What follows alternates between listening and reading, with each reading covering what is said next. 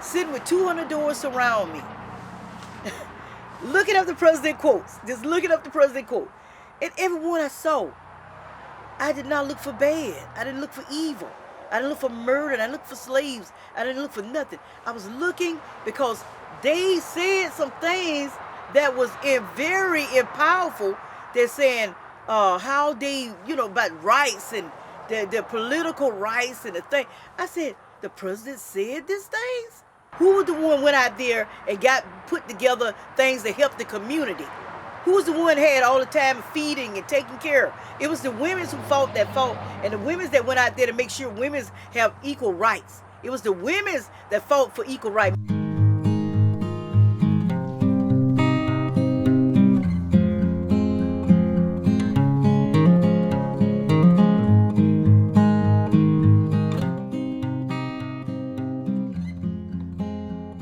This project is supported in part by an award from the National Endowment for Arts on the web at arts.gov.